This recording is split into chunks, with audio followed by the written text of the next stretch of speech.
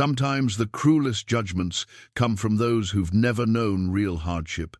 In a small Wyoming frontier town in 1873, everyone agreed that Eleanor Marsh was the ugliest woman they'd ever seen, scarred, silent, and worth nothing except the land her dead father left behind. When mountain man Caleb Ridge agreed to marry her, folks assumed he was just after her property. They laughed at him for taking on damaged goods. But alone in his cabin, away from the town's cruel whispers, Caleb began to see what no one else had bothered to look for. What he discovered would shake him to his core. What was Eleanor hiding beneath those scars? Before we jump back in, tell us where you're tuning in from, and if this story touches you, make sure you're subscribed, because tomorrow I've saved something extra special for you. Caleb Ridge had learned early in life that sentiment was a luxury a man couldn't afford in the mountains. At 42 years old, he'd spent the better part of 2 decades carving out an existence in the high country above Ridgewood, Wyoming, where the air was thin and the winters could kill a man who made even one mistake. He'd built his cabin with his own hands, set his trap lines across 15 miles of wilderness, and lived by a simple code: work hard, waste nothing, and never depend on another soul. The land was what mattered, not the romantic notion of it that drew foolish settlers west, but the practical reality. Timber meant shelter and fuel. Water meant survival. Good grazing land meant you could keep a horse and maybe some cattle if you were ambitious. Caleb had done well enough with his trapping, but he'd always known that real security came from owning property, not just working it. A man with land had something that would outlast him, something that couldn't be taken away by a bad season or a dry trap line. That's what brought him down from the mountain that April morning, riding into Ridgewood with his mind set on a transaction that had nothing to do with love and everything to do with survival. The town sat in a valley where the Fork River bent around a stand of cottonwoods, a collection of rough-hewn buildings that served the ranchers, trappers, and miners who worked the surrounding territory. It wasn't much to look at, but it had a general store, a blacksmith, a saloon, and a bank, which was all a place needed to call itself a town in 1873. Caleb tied his horse outside the Ridgewood Savings and Trust, a building that was slightly less weathered than its neighbors, and stepped inside. The banker, a man named Thornton with soft hands and a harder disposition, looked up from his desk with the expression of someone perpetually calculating interest. "Mr. Ridge," Thornton said, not bothering to rise. "I wasn't expecting you until next week." "I've thought it over," Caleb said, removing his hat. "The answer's yes." Thornton's eyes narrowed slightly, a smile playing at the corners of his mouth. "You're certain? The woman, well, I'm sure you've heard what people say." "I've heard," Caleb's voice was flat. "I'm not marrying her for her looks. The land's good timber country. 200 acres bordering my own property, that's what I'm after. Very practical." Thornton pulled open a drawer and retrieved a leather folder. "Her father, God rest him, left strict instructions. The land goes to Eleanor, but only if she's married. If she remains unwed past her 25th birthday, which is in 2 weeks, mind you, the property reverts to the bank to settle his outstanding debts." Caleb knew there was more to that story, knew that Thornton wouldn't be this eager to see the woman married off if there wasn't something in it for him, but he didn't ask questions. Other people's complications weren't his concern. "When can we do this?" he asked. "Tomorrow, if you're willing. I've already spoken with Eleanor. She's agreeable to the arrangement." Agreeable. That was a word that could mean anything, but Caleb wasn't marrying a woman for conversation. The wedding took place the following afternoon in the small church at the edge of town, witnessed by Thornton, the preacher, and a handful of townspeople who'd come more out of morbid curiosity than any sense of celebration. Caleb stood at the altar in his cleanest shirt, hands clasped behind his back, and waited. When Eleanor Marsh entered the church, the whispers started immediately.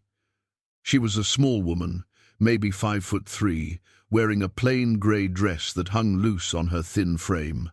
Her dark hair was pulled back severely from her face, and that face, Caleb understood immediately why the town had judged her so harshly. The left side bore the thick, ropey scars of an old burn, the skin puckered and discolored from her temple down to her jaw. Her left eye was slightly pulled by the scarring, giving her a permanent expression that might have been a squint or might have been pain. But it was her hands that caught Caleb's attention as she walked down the aisle. They were work-roughened, the hands of someone who'd known hard labor, with small scars on the fingers and a callus on her right thumb that spoke of years holding a pen or tool. She kept her eyes down, didn't look at him or anyone else, and when she reached the altar, she stood beside him with the rigid posture of someone enduring an ordeal. The ceremony was brief. The preacher spoke the words, they each said what was required, and then it was done.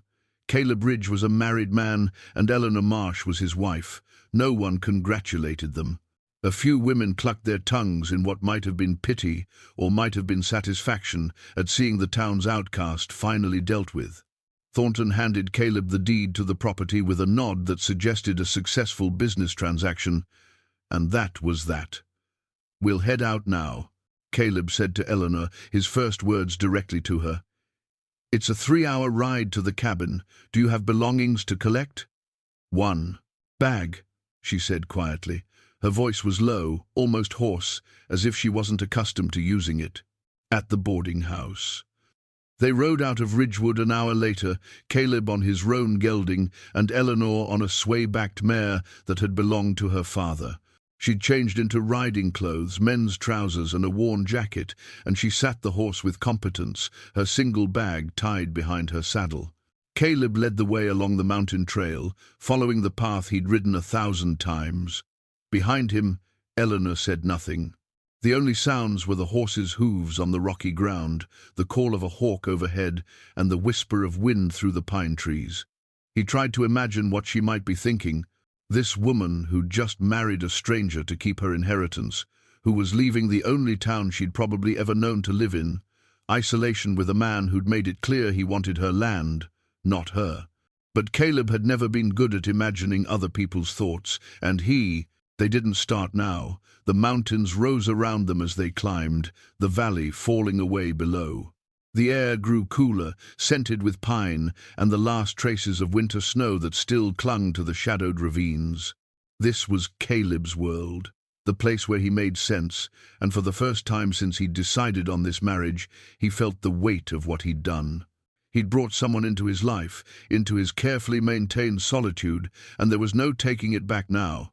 When they reached the cabin 3 hours later, the sun was lowering toward the western peaks, casting long shadows across the clearing Caleb had carved from the forest. The cabin was solid, built from lodgepole pine, with a stone chimney and a covered porch. It wasn't large, one main room with a sleeping loft and a lean-to for storage, but it was well-made and weather-tight, and it had been his alone for 12 years. Eleanor dismounted without waiting for help, her movements stiff from the long ride. She stood, looking at the cabin, her scarred face unreadable, and Caleb found himself wondering what she saw. A prison? A refuge? Just another place where she wasn't wanted? "I'll see to the horses," he said. "You can go inside. There's a stove for cooking, water barrel by the door. Make yourself—" He paused, the word home catching in his throat. "Make yourself familiar with things." She nodded once and picked up her bag. Caleb watched her climb the 3 steps to the porch, her hand trailing along the railing he'd smoothed with his own plane. She opened the door and disappeared inside, and for a long moment Caleb just stood there in the fading light, holding the reins of both horses, wondering what in God's name he'd just done. The land was his now. That's what mattered. The land was his, and he'd expanded his holdings, and he was a more secure man than he'd been 2 days ago. He told himself that as he led the horses to the small barn, as he unsaddled them and rubbed them down, as he forked hay into their stalls, he told himself that sentiment was a luxury, that he'd made a practical choice, that a man alone in the mountains needed to think about the future. But when he finally walked back to the cabin and saw the lamplight glowing in the window, saw the smoke rising from the chimney she must have lit, he felt something he couldn't quite name. Not regret exactly, not anticipation either. Perhaps it was just the strange sensation of knowing that when he opened that door, someone would be on the other side of it. After 12 years of solitude, Caleb Ridge would no longer be alone. That first evening passed in awkward silence. Eleanor had indeed lit the stove and set a pot of coffee to boil, and she'd unpacked her single bag, placing her few belongings on the shelf Caleb indicated with a nod. They ate a simple meal of salt pork and beans, sitting at opposite ends of the rough-hewn table, the scrape of spoons against tin plates the only sound between them. When darkness fell fully, Caleb gestured to the loft. "You can sleep up there. I've got blankets. I'll take the floor down here by the stove." Eleanor looked at him for a long moment, her dark eyes, the right one clear and intelligent, the left slightly obscured by scarring, studying his face as if trying to determine whether this was kindness or something else. Finally, she nodded. "Thank you," she said, and those two words, soft as they were, seemed to hang in the air between them long after she'd climbed the ladder to the loft. Caleb lay awake that night on his bedroll, listening to the unfamiliar sound of another person breathing in his home. The wind picked up outside, rattling the shutters he'd made last autumn, and somewhere in the distance a wolf howled. Normal sounds, familiar sounds, but everything felt different now. He woke before dawn, as was his habit, and found Eleanor already awake, sitting at the table with something in her hands. She looked up when she heard him stir, and quickly tucked the object away in her pocket.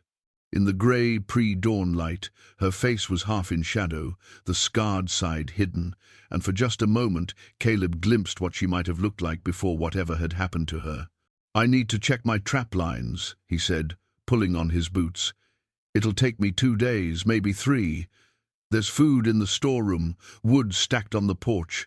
The rifle's there above the door if you need it, though you shouldn't. Nothing much comes around here except deer and the occasional black bear, and they're more afraid of you than you are of them." Eleanor stood. "I can manage," I figured. He shrugged into his coat, loaded his pack with supplies. "I'll be back by Friday evening." He left without further conversation, stepping out into the cold morning air with something like relief. The trap lines were his work, his routine, and out there in the wilderness he could make sense of things. He could forget that his life had just changed, in ways he hadn't fully considered. The 2 days in the mountains passed as they always did, checking traps, resetting snares, skinning and preserving what he caught. Caleb moved through the work with the efficient grace of long practice, his mind quiet, his purpose clear. But as he made his way back to the cabin on that Friday afternoon, he felt an unfamiliar tension building in his chest. What would he find? Would she have struggled, proved as helpless as the town believed? Part of him almost hoped for it, for confirmation that he'd been right to think of this as purely a business arrangement, that Eleanor Marsh was just a burden he'd taken on for the sake of land.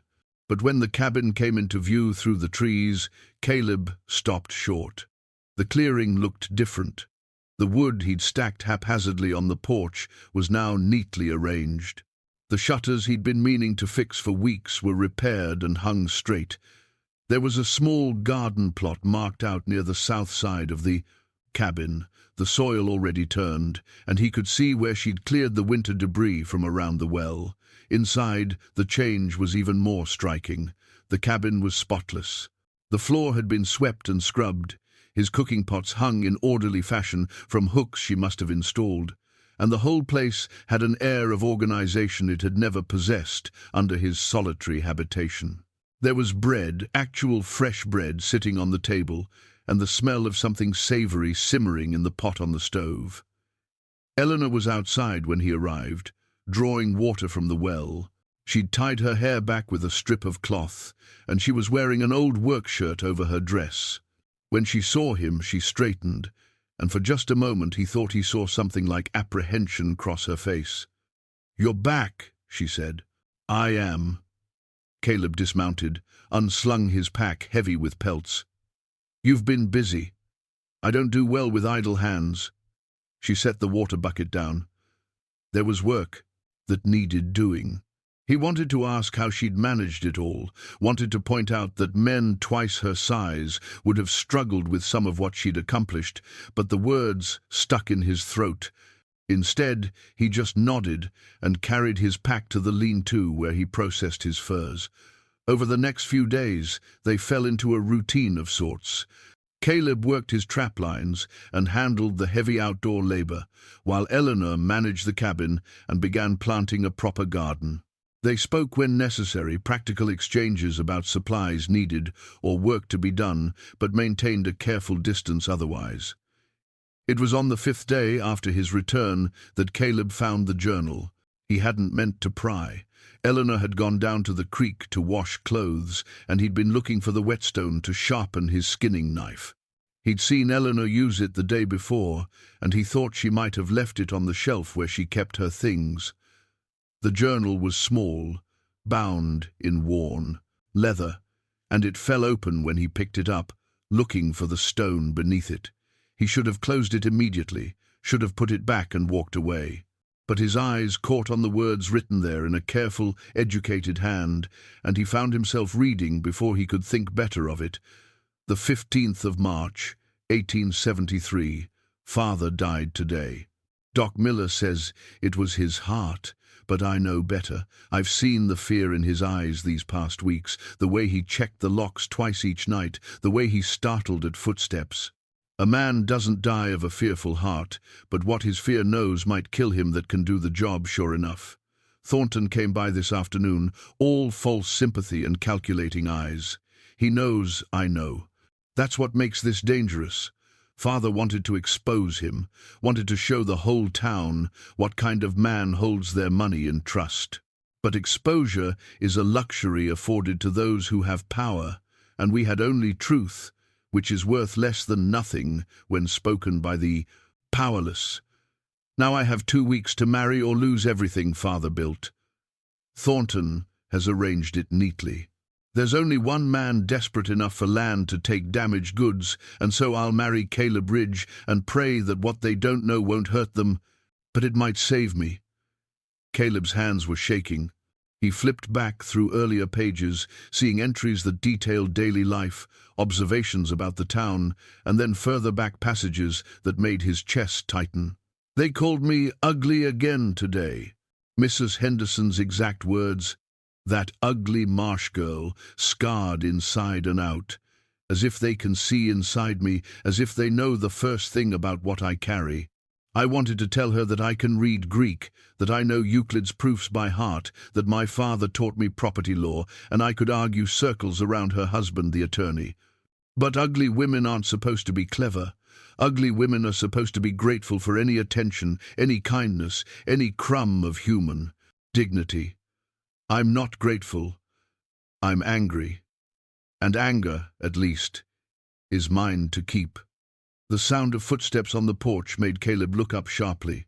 Eleanor stood in the doorway, the basket of wet laundry forgotten at her feet. Her eyes went from him to the journal in his hands, and her face, what he could read of it, went pale. "That's mine," she said quietly. "I know. I'm sorry. I was looking for the whetstone and it fell open and I—" He stopped, realizing how feeble the excuse sounded. "I shouldn't have read it." "No, you shouldn't have." She came forward, hand extended, and he gave her the journal. She held it against her chest like armor. "Those are my private thoughts. I understand that." Caleb stood, feeling the awkwardness of his size in the small cabin, feeling like an intruder in his own home. "But I read enough to know you're not what they said. What the town said. You're educated. I'm what?" Her voice had an edge now, the first real emotion he'd heard from her. "I'm not simple. Not helpless. Not the pathetic creature you thought you were saddling yourself with for the sake of 200 acres. The truth of it hit him square in the chest. That was exactly what he'd thought. What he'd told himself to justify the cold transaction of their marriage. he said, because he'd never been good at lying. That's what I thought. Eleanor laughed, but there was no humor in it. At least you're honest about your contempt. It wasn't contempt. He struggled for the right words. It was, I don't know what it was. Easier, maybe, to think of you as less than you are. Made the whole arrangement simpler. Simpler for you. She moved past him, climbed the ladder to the loft, and he heard her tucking the journal away somewhere up there, somewhere he wouldn't find it again. When she came back down, her face was composed again, that careful mask back in place. The whetstone is in the lean-to. I used it yesterday to sharpen the hoe. Eleanor Mrs. Ridge, she corrected, and the formality was like a slap. If we're to live here together, we should at least maintain proper address. She picked up the laundry basket and went outside, leaving Caleb standing in the cabin that suddenly felt smaller than it ever had, even in his years of solitude. That night they ate in silence again, but it was a different kind of silence than before. This one thrummed with unspoken things, with the weight of exposure on both sides. Caleb had seen inside her mind, had glimpsed the intelligence and anger she kept hidden, and she knew that he knew. The simple transaction had become complicated, and there was no going back to the careful distance they'd maintained. Before she climbed to the loft, Eleanor paused at the ladder. "The entry you read," she said without looking at him, "about my father and Thornton? That's true. All of it. I have proof, if it matters. Why are you telling me?" She turned then, and in the lamplight her scarred face was defiant. "Because you read my words without permission, so you might as well know the truth behind them. My father discovered that Thornton's been embezzling from the bank for years. Money from widows, from minors who keep their savings there, from anyone who trusted him. Father was going to expose him. 2 weeks later, father was dead, and Thornton was at the funeral with sympathetic eyes and a plan to take what we had left." Caleb processed this slowly. "You think Thornton killed him?" "I know he did. I just can't prove it." She gripped the ladder rung. "And that's why I married you, Mr. Ridge. Not just to keep the land, but because a woman alone is easy to make disappear. A woman with a husband, even one who married her for property, is a bit more complicated to eliminate." She climbed to the loft before he could respond, leaving Caleb sitting at the table with his coffee going cold and the understanding that he'd stepped into something far more dangerous than a simple marriage of convenience. In the darkness above, he heard Eleanor settle into her bedding. Outside, the wind rose again, and somewhere far off, that wolf howled its lonely song into the mountain night. Caleb sat awake until the fire burned low, thinking about journals and secrets, about damaged goods and hidden intelligence, about a woman who'd been clever enough to use him as a shield without him ever knowing it. She'd played him, he realized. Played him as surely as he'd thought he was using her. And the strangest part was that he couldn't find it in himself to be angry about it. Maybe respect was the word for what he felt. Or maybe it was something closer to the first stirrings of actual curiosity about who Eleanor Marsh, no, Eleanor Ridge really was, beneath the scars and silence. The days following the journal incident were careful ones. Eleanor maintained her distance, and Caleb didn't push. They worked their separate tasks, him on the trap lines and maintenance of the property, her tending the growing garden and managing the increasingly organized cabin, and spoke only when necessary. But something had shifted. The air between them felt charged with awareness, with the knowledge that they'd each seen past the surface of what the other presented. Caleb found himself watching her when she didn't know he was looking. The way she moved had an efficiency to it, no wasted motion, as if she'd learned to accomplish tasks with the minimum expenditure of energy. Her hands were always busy, mending, cooking, working the garden soil, and those hands, he noticed more and more, bore the marks of someone who'd known labor long before she came to his cabin. A week after he'd read the journal, Eleanor did something that surprised him. She asked a question. "The trap nearest the creek," she said over breakfast. The one by the old lightning-struck pine. It's been empty 3 days running. Caleb looked up from his coffee. You've been checking my traps? I walk that way when I gather watercress. I pay attention. She met his gaze steadily. The game trail there shows fresh deer sign, but nothing's taking the bait. The set might be wrong for the season. She was right. He'd noticed the same thing but hadn't bothered to reset it yet. I'll look at it today. The deer are moving higher now that it's warming up. They're after new growth on the slopes. Your set's too low. She turned back to the stove, flipping the cornmeal cakes she was cooking. Not my business, I suppose. But I notice things. No, Caleb said slowly. You're right. I should have adjusted weeks ago. That afternoon, he reset the trap where she'd suggested, higher on the slope where the new aspen shoots were coming in. 2 days later, he had a fat doe. He mentioned it to Eleanor that evening, not quite meeting her eyes. Your suggestion about the trap, it worked. She nodded, the faintest hint of satisfaction crossing her face. Game patterns change with the seasons. My father hunted when I was young. Before we came to Ridgewood, he taught me to read the signs. It was the most she'd volunteered about her past since he'd read the journal, and Caleb found himself wanting to know more. But before he could ask, the sound of a horse approaching made him reach for the rifle above the door. Easy, came a familiar voice from outside. It's just Dutch. Caleb relaxed and opened the door. Dutch Vanderberg was his nearest neighbor, another trapper who worked the territory north of Caleb's land. He was somewhere past 60, with a beard gone white and eyes that missed nothing. He'd been in these mountains longer than anyone, and while he kept to himself mostly, he and Caleb had developed a friendship built on mutual respect and the occasional shared bottle of whiskey. Brought you some coffee beans, Dutch said, swinging down from his horse with the stiffness of age. Got them off a trader passing through. Figured you might. He stopped when he saw Eleanor standing in the doorway behind Caleb. Well now, the rumors are true then. You went and got yourself hitched. This is Eleanor, Caleb said. My wife. Eleanor, this is Dutch. He traps the territory north of here.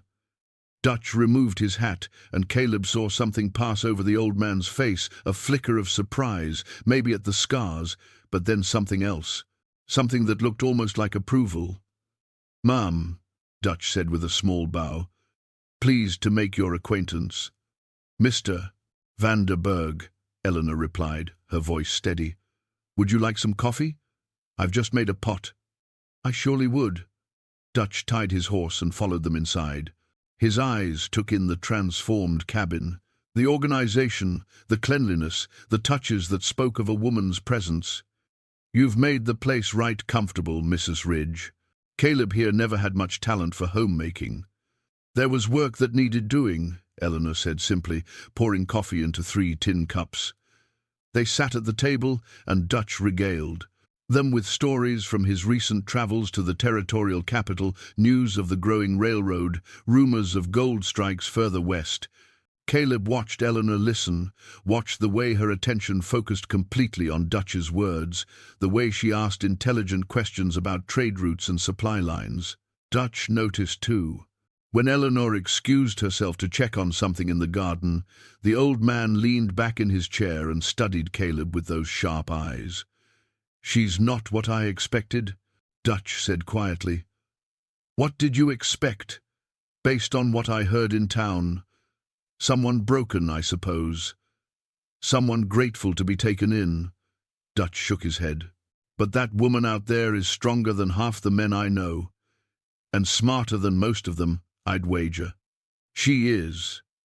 Caleb agreed, surprising himself with the certainty in his voice. You did well then, even if you didn't know it when you married her. Dutch finished his coffee. These mountains are hard on a person alone. Good to have. Someone who can hold their own. After Dutch left, Caleb found himself thinking about those words. He'd married Eleanor thinking she'd be a burden at worst, invisible at best. Instead, she'd proven herself competent in ways he hadn't anticipated. The cabin ran smoother, his supplies were better organized, and she'd identified and fixed problems he hadn't even noticed. That evening, as Eleanor prepared supper, Caleb came in from the barn with an ugly gash on his left hand. He'd caught it on a nail while repairing a stall door, and it was bleeding freely. "Let me see," Eleanor said immediately, crossing the room. Before he could protest, she'd taken his hand in hers, examining the wound with a clinical eye. "It needs cleaning." "Sit." She gathered supplies: water, clean cloth, and a small tin container he'd never seen before. When she opened it, the sharp green smell of herbs filled the air. "What is that?" he asked. "Salve. I made it from plants I gathered by the creek. Comfrey, calendula. A bit of pine resin." She cleaned the wound with steady hands, her touch surprisingly gentle. "It'll keep infection out and help it heal faster." Caleb watched her work, fascinated despite himself. Her scarred face was close to his hand, her attention completely focused on the task. The left side of her face, the damaged side, was toward him, and he found himself really looking at it for the first time, not at the scarring itself, but at the bone structure beneath. The fine line of her jaw, the curve of her cheekbone. She'd been beautiful once, before whatever happened to her. "Where'd you learn healing?" he asked. Eleanor's hands paused for just a moment before continuing to apply the salve. "My mother. She was handy with herbs and simples. Taught me before she died." "How old were you?" "When she died, 12. Eleanor wrapped clean cloth around his hand, tying it off with efficient movements. "Old enough to remember everything she taught me. Young enough that it still hurt to lose her. I'm sorry." She looked up at him then, and for just a moment the careful guard dropped from her eyes. "So am I." The wound healed cleanly over the next week, leaving barely a scar. Caleb found himself looking at the tin of salve Eleanor had made, impressed despite himself. She hadn't just made do in his cabin, she'd improved it, had brought knowledge and skills he'd never thought to value. One evening, as they sat on the porch watching the sun set behind the western peaks, Caleb broke the comfortable silence. "The scars on your face," he said, then immediately regretted the words. "I apologize. That's not my business." Eleanor was quiet for so long he thought she wouldn't answer. Then, her voice low, she spoke. "There was a fire. The barn at my father's property in Ridgewood. I was 17. I saw the smoke, saw that the horses were still inside." She touched her face absently, tracing the line of the worst scarring. "Managed to get 2 of them out before the roof came down. The third, I couldn't reach him. A burning timber fell and caught me across the face." "You went into a burning building to save horses," Caleb said, the admiration clear in his voice. "They would have died. I couldn't let that happen without trying."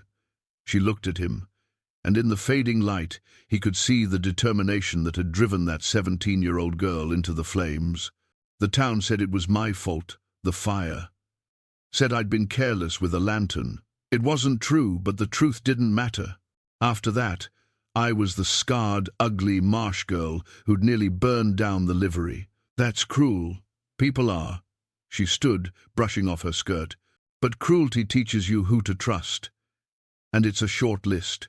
As she went inside, Caleb sat alone in the gathering darkness, thinking about courage and cruelty, about a young woman who'd run into fire to save animals and been punished for it.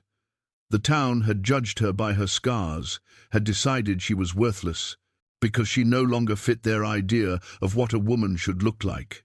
They'd been fools, and Caleb was beginning to realize he'd been a fool too, in his own way, thinking that land was what mattered when what he'd actually gained was far more valuable than timber rights and property lines.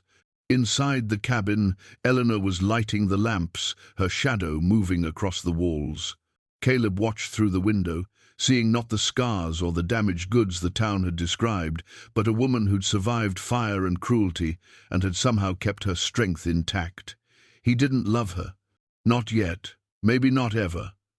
But respect that was growing, and maybe respect was a better foundation than love anyway.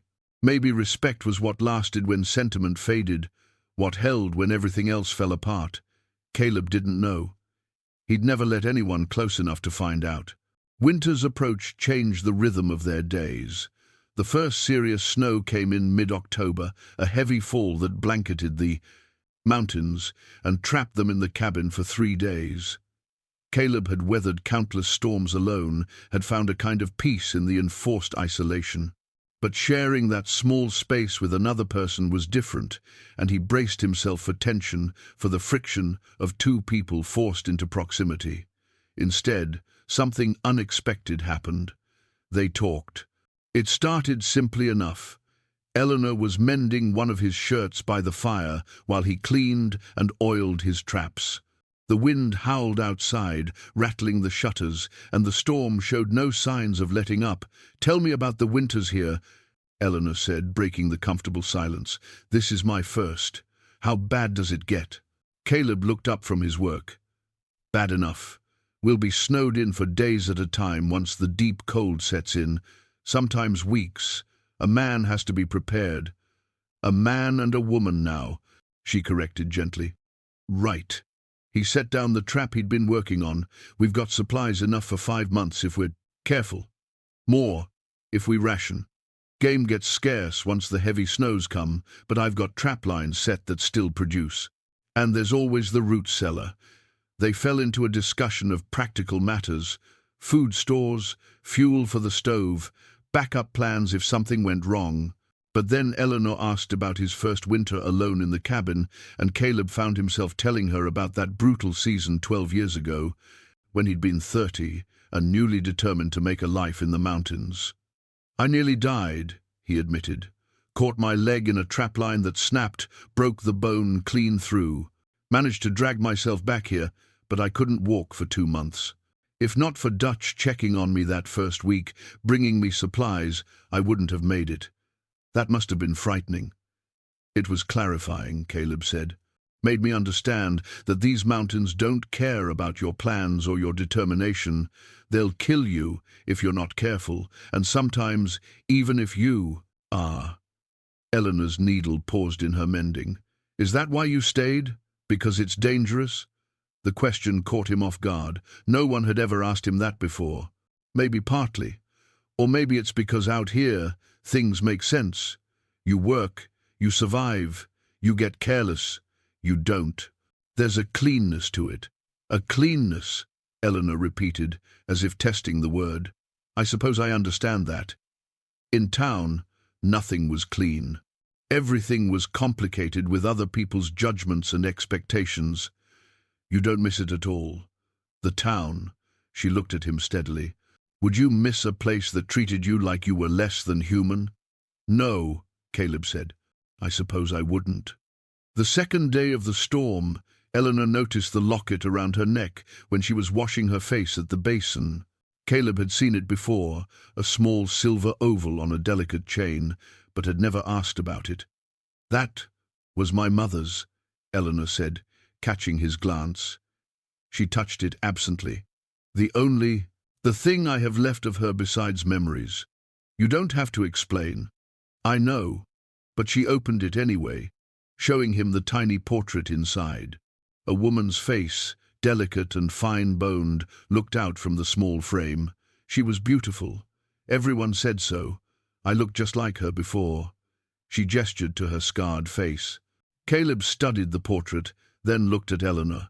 Even with the scarring, he could see the resemblance, the same bone structure, the same intelligent eyes. "You still do," he said, and meant it.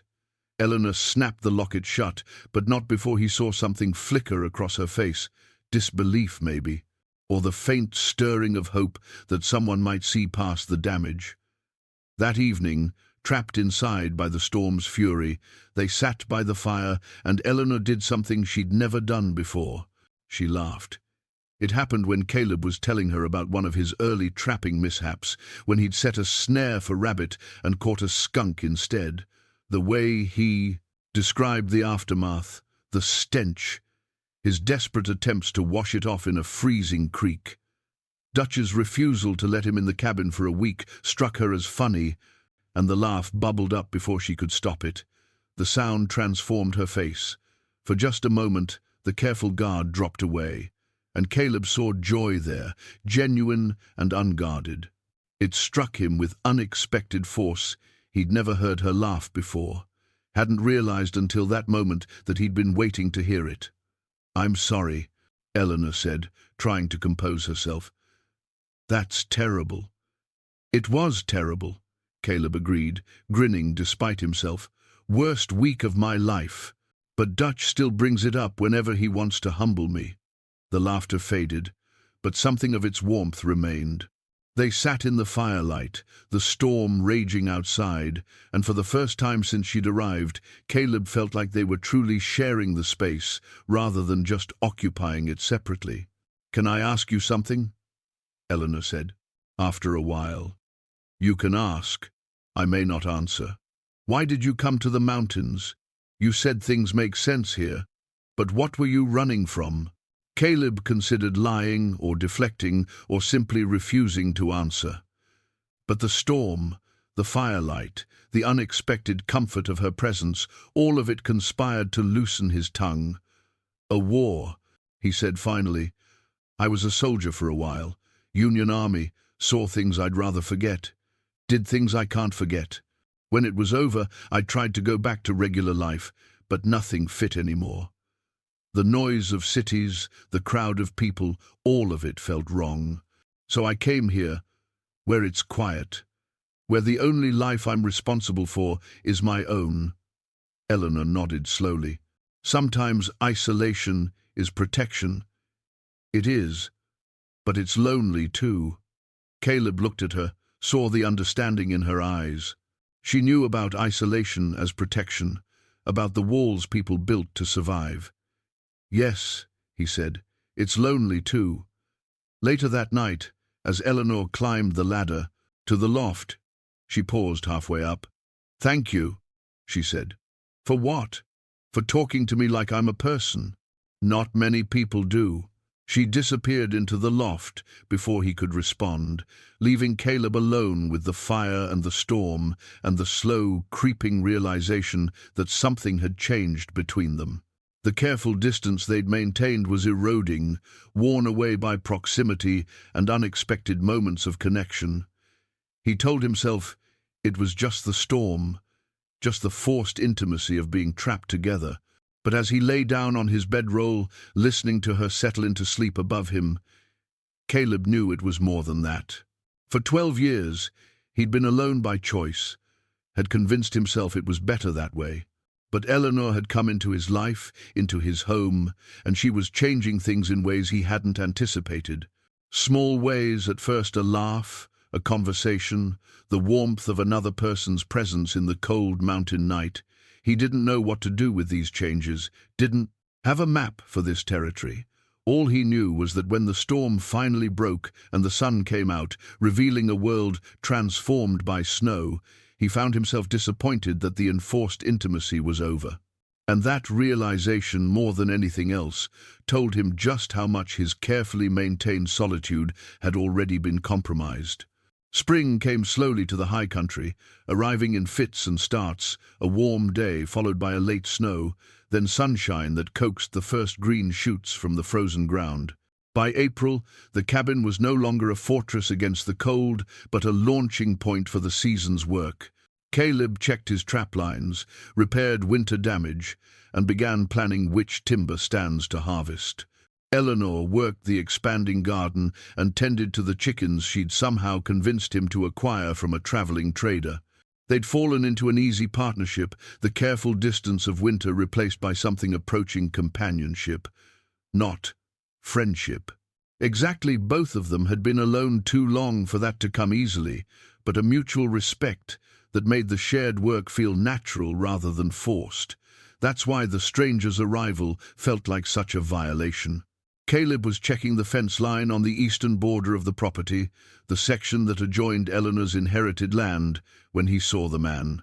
He was young, maybe 30, dressed in city clothes that marked him as an outsider.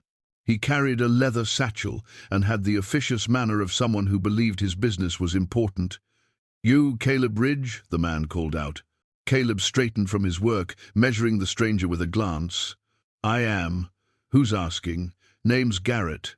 I'm a surveyor working for the Territorial Land Office." He pulled out a sheaf of papers. "There's been a dispute filed concerning the property boundaries here. I need to verify the deed and survey the lines." "Dispute from who?" "That's confidential at this stage, but I'll need to see your wife's father's original deed and any supporting documentation." Garrett's eyes traveled past Caleb toward the cabin. "Is Mrs. Ridge here?" "I'll need to speak with her as well." Something in the man's tone raised Caleb's hackles. It was the way he said Mrs. Ridge, with a slight emphasis that suggested disbelief or mockery. "She's at the cabin. We'll go together." As they walked back, Garrett kept up a running commentary about the property, making notes in a small book he carried. His observations were pointed, mentioning the good timber, the water access, the strategic location. Each comment felt like an assessment of value, and Caleb found himself growing increasingly uneasy. Eleanor was in the garden when they arrived. She looked up at their approach, and Caleb saw her shoulders stiffen slightly when she spotted the stranger. She stood slowly, brushing dirt from her hands, and waited with that careful stillness she'd shown when they first met. "Mrs. Ridge," Garrett said, with a small bow that somehow managed to be insulting. "I'm here to—" He stopped mid-sentence when he got a clear look at her face in the afternoon light. His expression shifted, a flash of distaste quickly covered by professional courtesy. "I'm here to verify your property deed. There's been a challenge filed concerning the boundaries and ownership." "A challenge from whom?" Eleanor's voice was calm, but Caleb heard the tension underneath.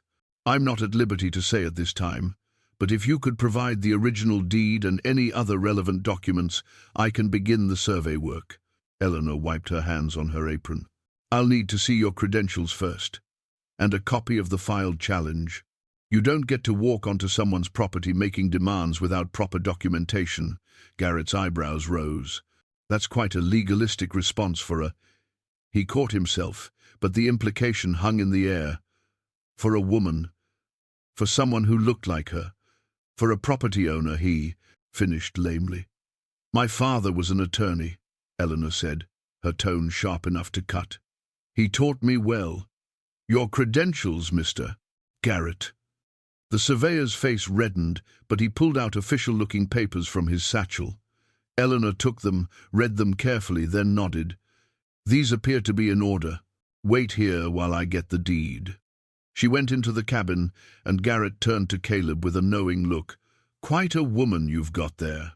Smart tongue on her, for all the—" He gestured vaguely at his own face. Caleb stepped closer, his voice low and dangerous. "Finish that sentence and you'll be walking back to town with a broken jaw." Garrett stepped back, hands raised. "No offense meant. Just making conversation. Make it somewhere else." Eleanor returned with a metal box, the same one that had held her father's papers. She opened it and pulled out the deed, spreading it on the porch table. Garrett studied it, comparing it to his survey maps, and Caleb watched. Eleanor's face as the man worked. She was reading the documents upside down, her eyes tracking the text with the speed of someone used to legal language. "There," she said, pointing to a paragraph on the challenge document. "That claim of debt, reference section 14, clause 3. That debt was settled in full in 1870, 3 years before my father died. There's a receipt in this box that proves it." She pulled out a yellowed piece of paper and set it beside the deed. Garrett frowned, comparing the documents. "This debt claim, it's from the Ridgewood Savings and Trust, owned by Mr. Thornton," Eleanor said, "who I believe filed this challenge. Am I wrong?" Garrett's silence was answer enough. Eleanor's jaw tightened, and Caleb saw her hands curl into fists at her sides. "My father's land was legally clear," she said, her voice steady despite the anger Caleb could read in her posture. "This challenge is fraudulent, and I can prove it. But you'll take it back to the Territorial Office anyway, won't you? You'll drag this out, create enough doubt and delay that someone could—" She stopped, seemed to recalculate. "How long does the survey process take?" "Could be months," Garrett said, shifting uncomfortably under her direct gaze. "Depending on what the office decides. Months during which the property ownership is in question, months during which any number of things could happen." Eleanor looked at Caleb. Convenient timing, wouldn't you say? She was right, and they both knew it. This was Thornton's move: create legal confusion, tie up the property in bureaucratic process, and in the meantime, who knew what could happen? An accident, a fire, a couple disappearing in the mountains where bodies might never be found. "I'll be conducting the survey over the next few days," Garrett said, rolling up his papers. "You're required to provide access to the property during that time." "We'll comply with the law," Eleanor said, "but you'll also be watched while you're here. Every measurement, every marker. We'll document everything." After Garrett left, riding toward town, with his satchel full of papers, Eleanor sank down on the porch steps. The careful composure slipped, and Caleb saw the fear beneath it. "It's Thornton," she said. "He's making his move." Caleb sat beside her. "Tell me everything. About your father. About Thornton. About what you know. No more half-truths." Eleanor looked at him for a long moment, then nodded. "All right. But you need to understand what I'm about to tell you could put you in danger. Real danger. Are you sure you want to know?" "I'm sure." She took a breath. "My father discovered that Thornton has been embezzling from the bank for years. Small amounts at first, then larger sums as he got bolder. Money from widows' accounts, from miners' savings, from anyone who couldn't easily verify their balances. He's stolen thousands, maybe tens of thousands. Your father had proof? Letters, ledgers, documents showing the discrepancies." Eleanor pulled the metal box closer. "He kept copies of everything. He was going to present it all to the territorial marshal. He was going to bring formal charges. But then he died. And you think Thornton killed him?" "I know he did. I just can't prove how." Her voice was quiet but certain. "My father was healthy, strong. He didn't just drop dead of a heart ailment. But Doc Miller is in Thornton's pocket, and the ruling was natural causes. No investigation, no questions asked." Caleb processed this, understanding now why Eleanor had been so desperate to marry, to get out of town, to have someone standing between her and Thornton. "So marrying me saved my life, probably." She looked at him. "I needed protection. A woman alone, Thornton could make disappear easily. A married woman is more complicated, especially married to someone like you. Someone like me. Someone competent. Someone who knows these mountains and could fight back if necessary." Eleanor's hand touched his arm briefly. "I used you, Caleb. I'm not proud of it, but I won't apologize for surviving." He should have been angry. Part of him was the part that had prided himself on never being anyone's fool. But mostly he felt something else. Admiration, maybe, for her cunning. Respect for her will to live. And underneath it all, a growing protectiveness that surprised him with its intensity. "All right," he said. "So Thornton wants you dead, and the property reverted to the bank. Now he's using legal channels to create confusion and opportunity. What's our move?" "Our move? You said it yourself. You're married now. That means we're in this together." Caleb stood, offering her his hand. "So what do we do?" Eleanor took his hand, let him pull her to her feet. For the first time since Garrett had arrived, something like hope crossed her face. "We fight back. We take the evidence to the territorial capital, file charges against Thornton before he can make another move. But it's dangerous. He has connections, money, influence. I have Dutch and a rifle," Caleb said, "and apparently a wife who knows more about law than most attorneys. That'll have to be enough." Eleanor actually smiled then, small but genuine. You're not what I expected, Caleb Ridge. Neither are you, Eleanor Ridge. He looked toward the mountains, where the sun was starting its descent behind the western peaks. Neither are you. That night, they sat at the table going through all the documents in Eleanor's box. Letters between her father and other attorneys, ledger copies showing discrepancies in account balances, statements from people who'd noticed money missing from their accounts. It was damning evidence, enough to put Thornton away for years if they could get it in front of the right authorities. We leave in 3 days, Caleb decided. Soon as I can arrange things with Dutch to watch the property. We take everything to the territorial marshal's office, file formal charges, and let the law handle it. The law hasn't been on my side before. It will be this time. This is too big, too documented. Thornton may have influence in Ridgewood, but the territorial government is different. Caleb reached across the table, covered her hand with his. Trust me. Eleanor looked down at their joined hands, then up at his face. Something shifted in her expression, the last wall of careful distance, crumbling. I do, she said quietly. I trust you. It was the first time either of them had said those words, and they carried weight beyond their simple meaning.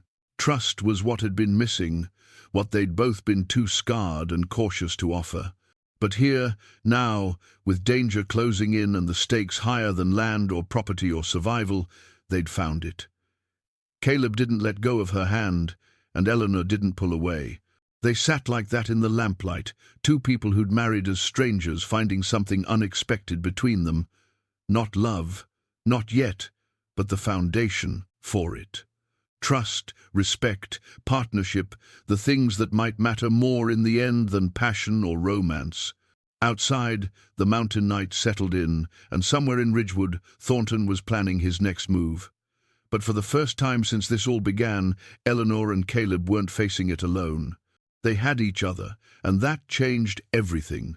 The next morning, while Caleb was out checking the trap lines one final time before their departure, Eleanor did something she'd been putting off since the day she arrived.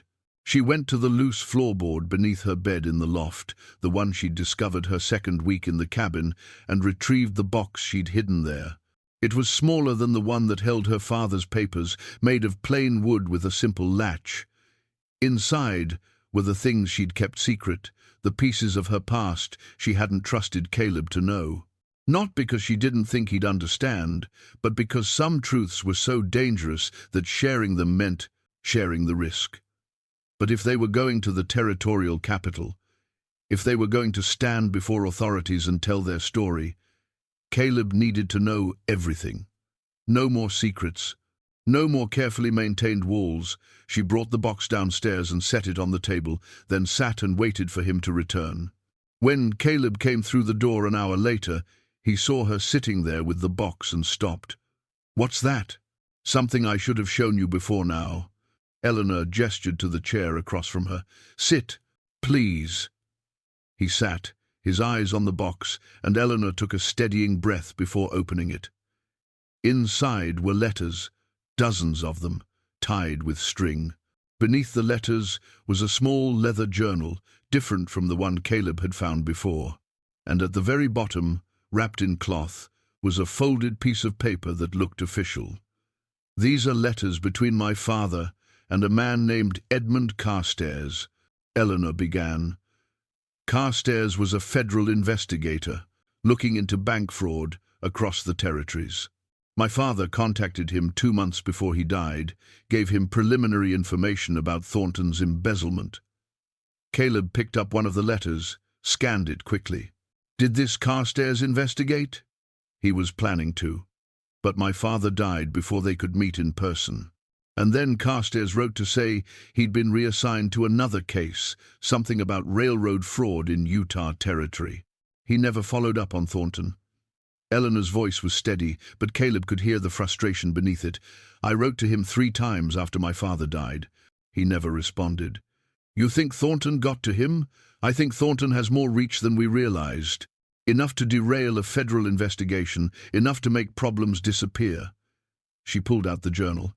This is the full accounting my father kept. Every discrepancy, every missing payment, every falsified ledger entry. It's all documented here. Caleb flipped through the time, journal's pages, seeing columns of numbers, dates, names. The scope of the theft was staggering. This is enough to hang him. It should be. Eleanor reached for the wrapped paper at the bottom of the box, hesitated, then unwrapped it. But there's something else. Something I haven't told you because it changes everything. The paper was a wanted poster, old and faded but still legible. Caleb read it slowly, his expression shifting as he took in the details. A woman wanted for murder in Kansas Territory. Name, Catherine Brennan. Age, approximately 22 when the poster was issued 5 years ago. Distinguishing marks, severe scarring on left side of face. Reward, $500. He looked up at Eleanor, and she met his gaze without flinching. "That's you," he said. It wasn't a question. "That's me." Or it was. Eleanor's hands were folded on the table, perfectly still. "My real name is Catherine Brennan. Eleanor Marsh was an identity my father created when we came to Wyoming. The murder charge is both true and not true." She took a breath, and Caleb saw her gathering herself to tell a story she'd probably never fully told anyone. "When I was 17, there was a man, Richard Calloway. He owned a large ranch outside of Wichita, had money and influence, and a reputation for getting what he wanted. He decided he wanted me." Caleb's jaw tightened, but he didn't interrupt. "I refused him, repeatedly. But he was persistent, and my mother had just died, and my father was struggling to keep his law practice afloat. Calloway saw vulnerability and thought he could exploit it." Eleanor's voice was flat now, reciting facts. "One night, he came to our house when my father was away. He forced his way in. He tried to—" She stopped, swallowed. "I fought him. There was a struggle. He grabbed me, held me down, and I reached for anything I could find. It was a fireplace poker. I hit him with it, and he fell, hit his head on the hearth. You killed him in self-defense. I thought I'd killed him. There was so much blood, I panicked and ran. My father found me the next day, half frozen and incoherent, hiding in an abandoned barn 10 miles outside of town." Eleanor touched her face. "The scars, they're not from a barn fire. Calloway gave them to me during the attack. He had a knife, meant to terrify me into submission. Instead, he marked me in a way that made running almost impossible." Caleb was quiet for a long moment, processing this. "So you've been running ever since." "My father helped me escape. We went to Denver first, then to Cheyenne, finally to Ridgewood. He created the Eleanor Marsh identity, the story about the barn fire, everything.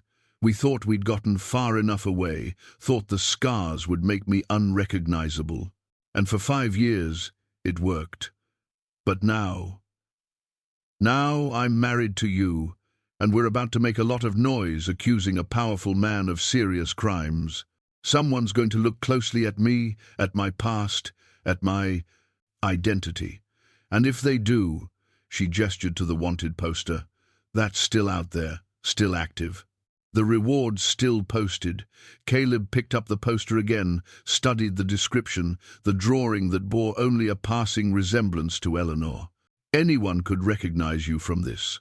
Or anyone could claim the reward by turning me in, whether I'm actually Catherine Brennan or not. The scars make me identifiable. Make me a target. Why are you telling me this now?" Eleanor met his eyes steadily.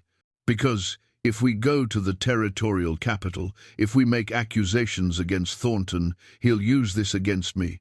He'll find this poster, or he already has it, and he'll turn me in. Either to discredit me as a witness or to simply eliminate me as a problem. And if that happens, if I'm arrested, tried, maybe hanged, you need to know the truth. You need to know what you're risking by standing beside me." Caleb set the poster down carefully. His mind was working through the implications, the dangers, the weight of what she'd just entrusted him with. She'd killed a man, was wanted for murder, had lived under a false identity for 5 years. Any one of those things should have sent him to the door, should have made him reconsider everything. Instead, he felt a fierce, protective anger rising in his chest. "Did Calloway die?" he asked. "I don't know. The wanted poster says murder, but I never confirmed he was actually dead. I ran before I could find out. So you might not even be guilty of the crime they want you for. Does it matter? If I'm arrested, they'll hang me anyway. A woman who fought back against a powerful man, that's not self-defense in their eyes. That's uppity. That's deserving of punishment." Eleanor's voice carried the weight of years of understanding exactly how the world worked for women like her. "I used you as protection against Thornton, but I also put you in danger by bringing my past into your life. If you want to walk away from this, I'd danger. Understand?" Caleb stood, walked to the window, looked out at the mountains he'd called home for so many years. Behind him, he could hear Eleanor's careful breathing, could feel her waiting for his decision. She'd given him an out, had laid all her cards on the table and given him the choice to leave. He'd married her for land, for property, for practical, selfish reasons that had nothing to do with her as a person. But that was before he'd seen her strength, her intelligence, her courage, before he'd learned that she'd run into a burning building to save horses, that she'd fought off an attacker and survived, that she'd lived 5 years under constant fear of discovery and had never once let it break her. She was stronger than any person he'd ever known, and Thornton wanted to destroy her. Caleb turned back to face her. "We're not walking away, either of us. We're going to the territorial capital, we're filing charges against Thornton, and we're doing it together. Even knowing what it could cost you, especially knowing that." He came back to the table, sat down across from her. "You saved yourself from that man. Whatever happened was self-defense, and any reasonable person would see that. And if Thornton tries to use your past against you, we'll fight that too. But we're not running. Not anymore." Eleanor's eyes were bright with unshed tears, her scarred face vulnerable in the afternoon light. "Why? Why would you risk this for me?" Caleb reached across the table and took both her hands in his. "Because you're my wife. Because you deserve someone standing beside you for once in your life. And because—" he paused, surprised by the truth of what he was about to say. "Because somewhere along the way, this stopped being about land and became about you, about us." A single tear traced down Eleanor's scarred cheek, and she squeezed his hands. "I never expected this. Never expected you. Neither did I." Caleb smiled, small but genuine. "But here we are." They sat, like that for a long moment, hands joined across the table, two damaged people finding something whole in each other. Outside, Dutch was probably making his way up the mountain trail, coming to hear the plans for watching the property.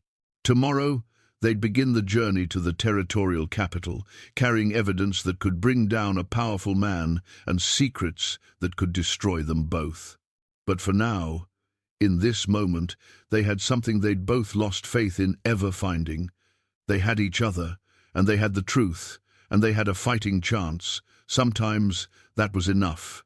They left for the territorial capital 3 days later, just as the first real warmth of spring settled into the high country. Dutch had arrived the evening before, bringing supplies and agreeing to watch both properties while they were gone. He'd listened to their plans without comment, his weathered face giving away nothing. But when Caleb finished explaining, the old man simply nodded. "You're doing the right thing," Dutch said. "That Thornton's been stealing from folks for too long. Someone needs to stand up to him." "It might get dangerous," Caleb warned. "Son, I've survived 40 years in these mountains. I think I can handle one crooked banker." Dutch's eyes shifted to Eleanor. "You watch yourself out there, Mrs. Ridge. Men like Thornton don't take kindly to being exposed." "I'll be careful," Eleanor promised. The journey to the territorial capital took 3 days of hard riding. They followed the main wagon road south and east, staying at way stations where they could and camping in the open when they couldn't. Eleanor rode with the competence Caleb had come to expect, never complaining about the long days in the saddle or the rough accommodations. On the second night, camped beside a creek, under a canopy of stars, Eleanor opened the locket she always wore and showed Caleb the portrait inside again. This time, she told him about her mother, not just the facts of her death, but the memories. The way she'd sung while working in the kitchen, the stories she'd told, the fierce love she'd shown her daughter. "She would have liked you," Eleanor said, surprising Caleb. "She always said a good man was one who kept his word and stood by his people." "You're that kind of man." "I hope so," Caleb said. "I'm trying to be." They reached the territorial capital on the afternoon of the third day. It was larger than Ridgewood by a factor of 10, a real city with stone buildings, paved streets, and the bustle of commerce and government. Caleb felt out of place immediately, too used to open spaces and silence, but Eleanor seemed to grow more confident as they entered the city. This was a place with courts and law, where documents and evidence mattered more than gossip and cruelty. They found rooms at a modest boarding house and stored their horses at a nearby stable. That evening, they reviewed their strategy one final time, going through every document, every piece of evidence, making sure their case was as strong as they could make it. "Tomorrow we file with the marshal's office," Caleb said. "Present everything. Let them start the investigation." Eleanor nodded, but something in her expression made Caleb pause. "What is it?" "I'm scared," she admitted quietly. "I know this is right. I know we have to do it, but I'm scared of what happens next, of what Thornton might do when he finds out." "We'll face it together," Caleb said, reaching for her hand. "Whatever comes." She squeezed his hand, held it tight. "Together." That night, lying in the small room at the boarding house, Caleb couldn't sleep. He kept thinking about everything that had led them here, the pragmatic decision to marry for land, the gradual revelation of who Eleanor truly was, the growing connection between them that had snuck up on him when he wasn't looking. He'd spent 12 years alone, convinced it was the only way to live, and now he couldn't imagine going back to that solitude. Eleanor was in the next room, separated from him by a thin wall. He could hear her moving around, preparing for bed, and he wondered if she was having trouble sleeping too. Wondered if she felt the same pull he did, the awareness that something fundamental had shifted between them. "The warrant states you killed Richard Calloway in Kansas Territory 5 years ago. How do you plead?" Eleanor's voice was steady. "Not guilty, Your Honor. I acted in self-defense against a man who was trying to rape me." A murmur went through the courtroom. Judge Blackwood banged his gavel. "Order! Mr. Whitmore, present your defense." "Your Honor, I'd like to call Dr. Samuel Morrison to testify." The courtroom doors opened, and an elderly man with kind eyes entered. He walked to the witness stand with the careful steps of age, was sworn in, and took his seat. "Dr. Morrison," Whitmore began, "did you treat a young woman named Catherine Brennan in the summer of 1868? "I did." "Can you describe her injuries?" "She had defensive wounds on her arms, deep scratches and bruising consistent with trying to fight off an attacker. Bruising around her throat, suggesting strangulation was attempted. And knife wounds on the left side of her face and neck." The doctor's voice was clinical but compassionate.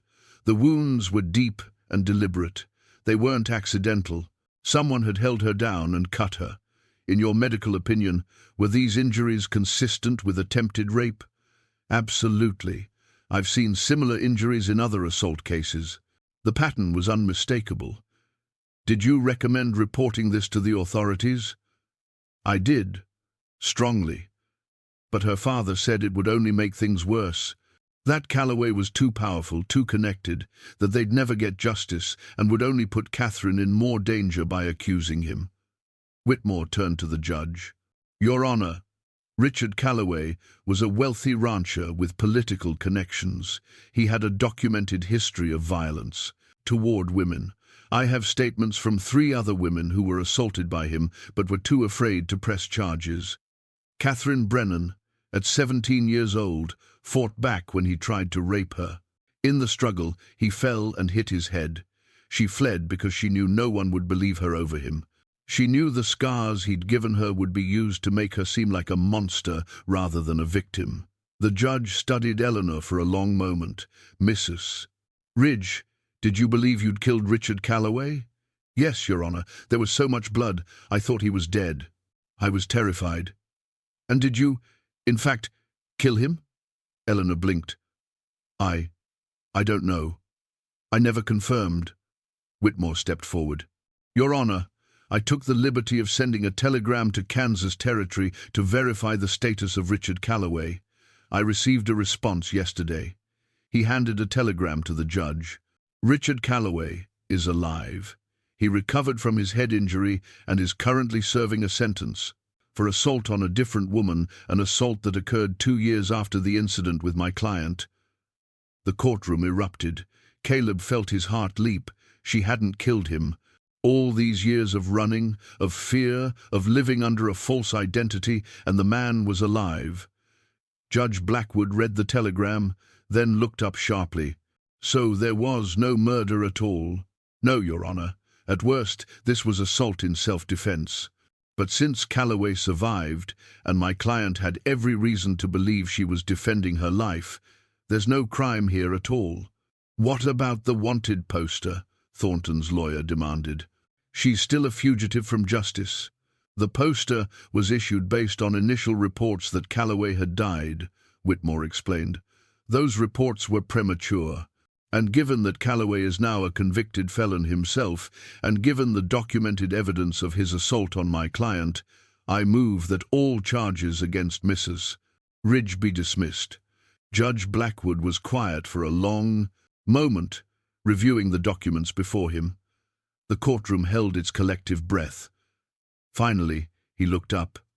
"I'm troubled by several things in this case," he said. "First, that a young woman was brutally assaulted and felt she had no choice but to run rather than seek justice. Second, that a wanted poster remained active for 5 years without anyone verifying whether the alleged victim was actually dead. Third, and most significantly, that this warrant was used as a weapon by Mr. Thornton to silence accusations against himself." He turned to Thornton. "Your timing in producing this warrant is suspect, sir. You presented it immediately upon Mrs. Ridge's arrival to file charges against you. That suggests you've been holding it in reserve, waiting for the right moment to deploy it." "I only recently became aware," Thornton began, but the judge cut him off. "Save it for your own hearing, which will be extensive, I assure you." He turned back to Eleanor. "Mrs. Ridge, the charges against you are dismissed. You're free to go." Eleanor swayed slightly, and Caleb was already moving before he consciously decided to, pushing through the crowd to reach her. She turned as he approached, and the look on her face, relief, disbelief, joy all mixed together, was something he'd remember for the rest of his life. He swept her into his arms right there in the courtroom, propriety be damned, and held her as she finally let herself shake with the release of 5 years of fear. "It's over," he whispered into her hair. "You're free. You're safe." Behind them, the courtroom was chaos. Thornton was shouting at his lawyer, demanding action. The people from Ridgewood were whispering among themselves, their certainty in Eleanor's guilt shattered. Judge Blackwood was giving instructions to the deputy marshal about securing Thornton's banking records. But Caleb and Eleanor were in their own world, holding each other, feeling the weight of the past finally lift. When they finally separated, Whitmore was there with a smile. "Congratulations, Mrs. Ridge. You're a free woman." "Thank you," Eleanor said, her voice thick with emotion. "Thank you for believing me." "Truth has a way of coming to light," Whitmore said, "even when powerful people try to bury it." Judge Blackwood called them back to order. "Mr. Thornton, you'll remain in the territory pending investigation and trial on the embezzlement charges. Your assets are frozen as of this moment. Mrs. Ridge, I'm ruling that your property deed is clear and legitimate. Any claims against it are dismissed." Thornton's face was purple with rage. "You're making a mistake." I have connections. I have friends in high places who will what? Judge Blackwood's voice was cold. Use their influence to help you escape justice? I suggest you stop talking, Mr. Thornton. You're only making things worse for yourself. The hearing was adjourned, and Caleb and Eleanor walked out of the courthouse into the bright afternoon sun. They stood on the steps, blinking in the light, trying to process that it was really over. I can't believe it, Eleanor said. I keep thinking I'll wake up and still be in that cell. You won't. This is real. Caleb took both her hands. You're Eleanor Ridge, free woman, landowner, and the bravest person I've ever known. She laughed, the sound pure and joyful. I'm Eleanor Ridge. I can say that now. I don't have to hide anymore. Never again. They were approached by several people as they descended the courthouse steps. Dr. Morrison, who clasped Eleanor's hands and told her he was proud of her courage. Dutch, who'd apparently ridden hard to be there for the hearing, greeting them with his usual laconic approval. Even a few people from Ridgewood, who approached hesitantly, shamefaced, to offer awkward apologies for how they'd treated her. Eleanor accepted their apologies with grace, but Caleb could see she didn't forgive them. Not yet. Maybe not ever. They'd had their chance to be kind and had chosen cruelty instead. That evening, as they prepared for the journey home, Eleanor opened her locket and looked at her mother's portrait one last time. She would have been proud of you, Caleb said, looking over her shoulder. She would have liked you, Eleanor replied. She always said to find a man who'd stand beside you, not in front of you or behind you, but beside you as an equal. Is that what I do? That's exactly what you do. She closed the locket and turned to face him. You saw me when everyone else looked away. You believed me when everyone else called me a liar. You stood with me when it would have been easier to walk away. I love you, Caleb said simply. There was never a choice. Not for me. I love you too. Eleanor reached up and touched his face, mirroring the gesture he'd made to her through the jail bars. Let's go home. Home, Caleb agreed. And for the first time in his life, that word meant more than just a place. It meant a person. It meant Eleanor. It meant the life they'd build together, built on truth and trust, and the kind of love that survived the worst the world could throw at it. The journey back to the mountain took 3 days, the same as the journey out, but everything felt different now. Eleanor rode beside Caleb, not as a fugitive or a woman in hiding, but as someone free to be herself. She talked more, laughed more, and at night when they camped under the stars, she slept peacefully instead of starting awake at every sound. On the second night, as they sat by the fire, Eleanor asked Caleb something she'd been wondering about since the trial ended. What will you do with the gold? The money you were going to pay Whitmore? I was thinking we could use it to expand the cabin, Caleb said. Maybe build a proper house, something with more room. Something that feels less like a bachelor's camp and more like a home. I'd like that. Eleanor poked at the fire with a stick, sending sparks, spiraling up into the darkness. I was also thinking there are other women like me, women who've been judged unfairly, who need someone to speak for them, who could use legal help but can't afford it. You want to help them. I want to try. My father taught me law. Maybe I can use that knowledge for something good. Not as a lawyer. Maybe I don't have the credentials for that, but as someone who can review contracts, help with property disputes, give advice to people who need it. Caleb smiled. I think that's a fine idea. You'd be good at it. It wouldn't make much money. We don't need much. We have the land, the trap lines, the timber. We'll make do. He reached across the fire and took her hand. You should use your gifts, Eleanor. You're too smart to waste it just keeping house for a mountain man. I like keeping house for this particular mountain man, she said with a smile. But I appreciate you understanding that I need more than that. I understand that you're not someone who can be just one thing. You're complicated. That's part of why I love you. They reached the cabin on the third day, just as the sun was setting behind the western peaks. Dutch was there to greet them, having kept everything in good order during their absence. He took one look at their faces and knew without asking that things had gone well. "So the banker got what was coming to him?" Dutch asked, over the coffee Eleanor made. "He did," Caleb confirmed, "and Eleanor's name is cleared." "All of it?" Dutch nodded, unsurprised. "Good. World needs more justice and less cruelty." He stood to leave, then paused at the door. "You two make a good pair. Glad it worked out." After he left, Caleb and Eleanor stood on the porch of the cabin, looking out at the land that was truly theirs now. The mountains rising in the distance, the forest darkening as night fell, the first stars appearing in the clear sky. "I married you for this land," Caleb said quietly. "Thought it was the valuable thing I could gain." "I married you for protection," Eleanor replied. "Thought you were just a means to an end." "We were both wrong."